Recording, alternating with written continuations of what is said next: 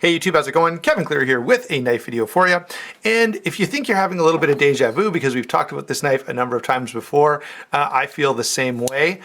This knife is the most recent iteration of the RealSteel Megalodon, and there have been a number of iterations. By my count, there are 4 from RealSteel, including this one, plus however many there were before when this was a Carson Tech Lab knife. So there's this knife, which is carbon fiber M390, sort of an upswept blade here with a swedge, but there's also a G10 liner lock version of this knife. There's a full titanium frame lock version with a drop point full flat ground blade. There's an original version when RealSteel put this out the first time that had stop pins here, and then of course, we're not even going to go back into the Carson Tech Lab stuff. So. This one is an interesting change, and I did want to do a full video on this because honestly, the blade shape is different, the handle material is different. It's pretty significantly different from even the one I reviewed last year or so. By the way, I have 2 reviews on this knife already, one on the G10 liner lock and one on the titanium frame lock. I will put those in the description box down below so you can check out the other versions and see which one interests you the most. Let's go ahead and get into the specs on this knife and the details. Size and weight here. This knife is 8 3/4 inches overall, so quite a big knife. Blade length is almost 4 inches at 3 7/8. Handle length is almost 5 inches at 4 7/8, I should say. And the weight. Now the weight on this guy is extremely impressive. This knife weighs only 3.6 ounces, or 3.57 on my scale, so I'm kind of rounding it up there. Really, really impressive for a knife of this size, and it carries really, really well. As you can see, when the knife is closed, it's quite a slim knife. Really nice sort of smooth edges, nothing here that's going to be uncomfortable in pocket. And as you would pretty much guess just by looking at the knife, it carries like a dream. So very, very comfortable knife in pocket, very lightweight. And what's great about it is you're getting a lightweight knife that's really big. So you're getting, a lot of utility for a very small bit of inconvenience there with carrying only 3.6 ounces. Let's go ahead now and talk about the blade. The blade is a departure from the original. The original, as I said, was M390 steel, the same as this one, but it was a drop point with a full flat grind. Here we have almost an upswept tip with a swedge, still M390, it's still a flat grind, and performance is going to be similar, but there's a lot more belly on this one and a more prominent, well, the tip is more upright than in the original. Still a really nice blade. It does have, if you take a quick look here, you can see that it has just a gentle recurve, and in the way this is done, I don't hate it, okay? Sometimes when the recurve is way back here, it feels almost accidental. This one doesn't feel that way.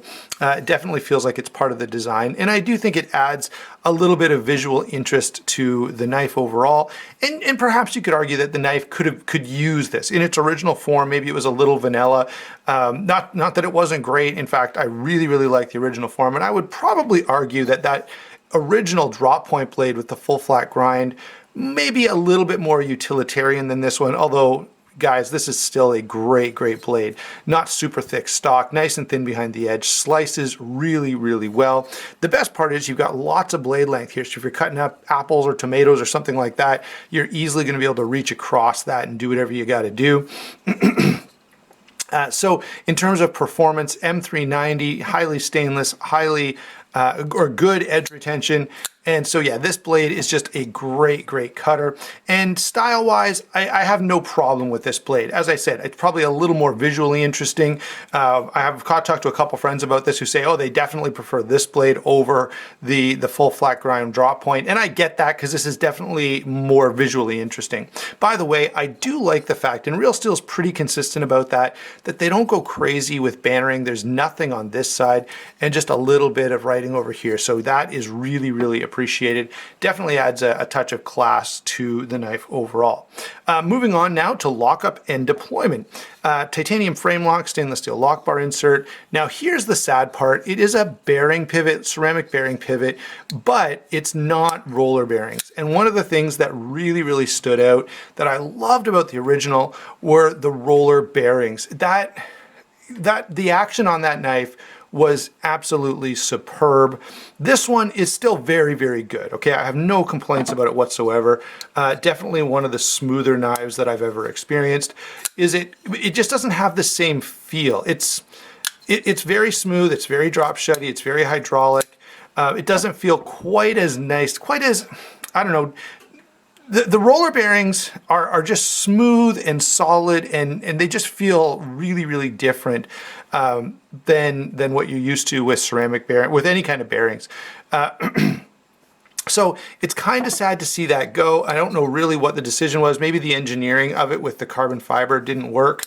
But for whatever reason, the roller bearings are gone in favor of ceramic bearings, which, you know, it's not, you know, I'm not going to die or anything. I'm not going to throw the knife in the garbage and say it's no good. It would have been nice, though, to see those roller bearings. That was one of the cool features of this knife that's now lost. Besides that point, guys, this is very, very dialed in.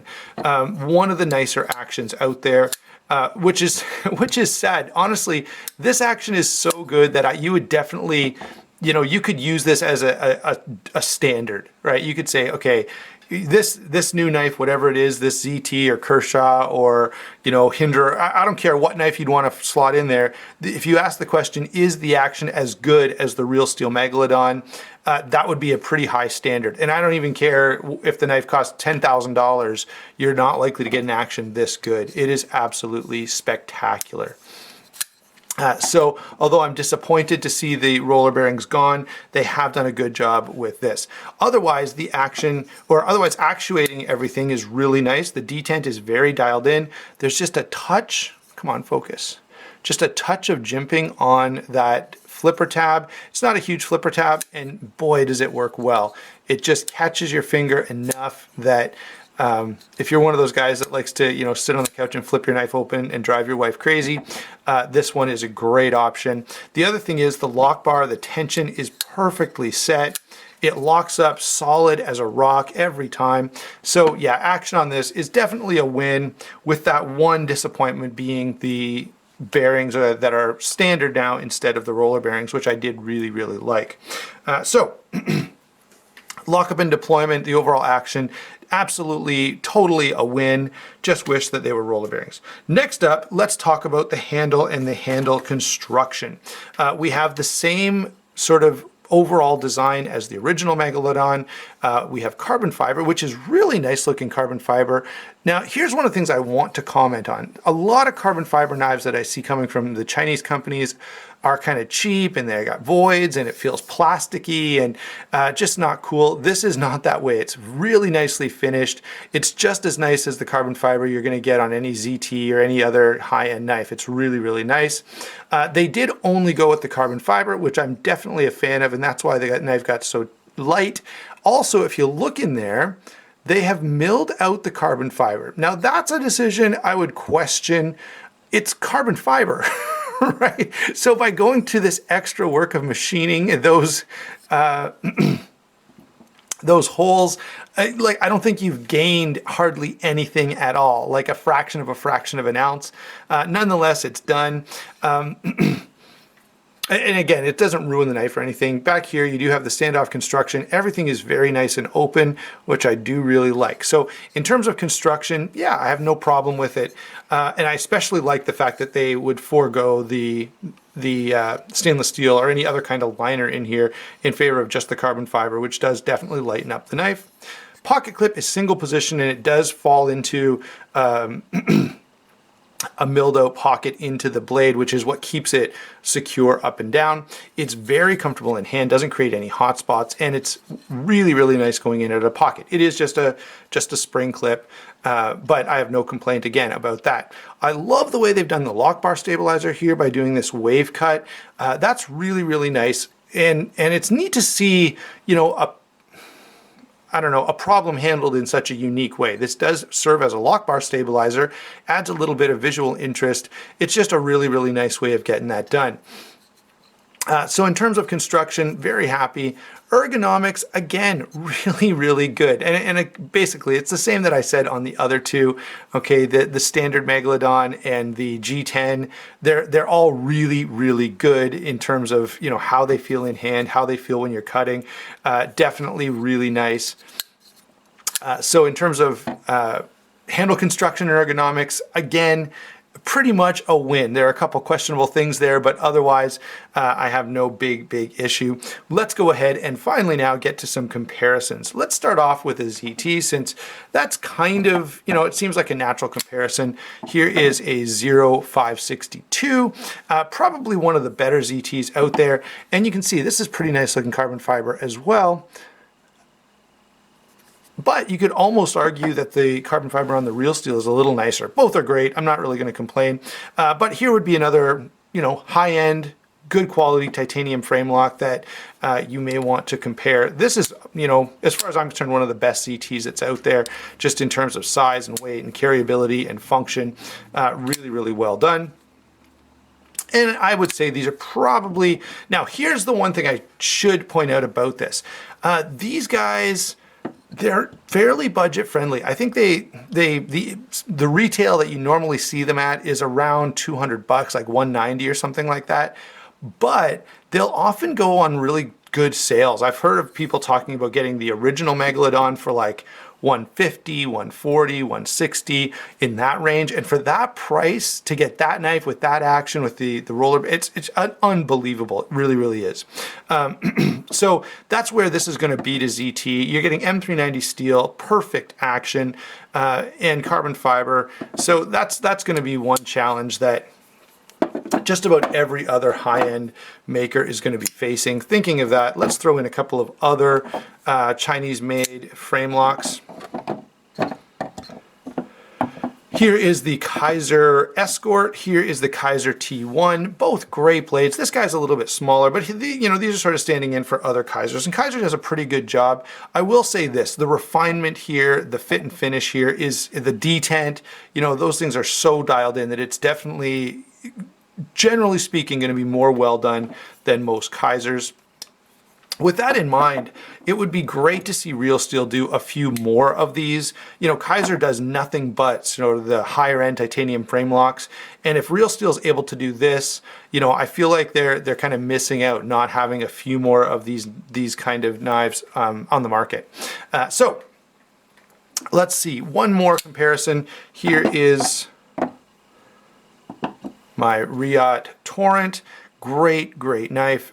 This is about the only knife that I've shown you that I would feel like the action is comparable. This is one of the nicest actions I've felt. It's dual row ceramic bearings, and it's pretty well as nice. The detent's a little stiffer, which I prefer. You may not, and the flipper tab is maybe a little more comfortable, although this one's very comfortable as well. So that's the only reason I brought this one in, is because I've often talked about how good the action is on this knife, and so it's probably comparable.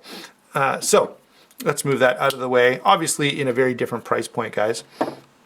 And that's, again, the final thing that I have to say about this. For the price, the quality here is astronomical. Like, it's just, you're not going to touch anything that's even close to this quality for this kind of price point. And that's true of this, and that's true of the standard titanium version, and even it's less true, okay, of the G10 liner lock, but that liner lock is still amazing, and that I think has roller bearings as well. I'm 98% sure. I'll have to confirm that at some point, or someone can confirm it in the comments down below. If you haven't picked up on it by now, I am pretty darn impressed by this knife. It is really well done. If you want to experience just the feel of a super duper high-end knife and what quality ought to be like, pick one of these up and you will be blown away. And you may find that you're too spoiled after this to buy some of the other brands that you normally enjoy buying. Thanks for watching. Don't forget to like and subscribe, and we will talk to you soon.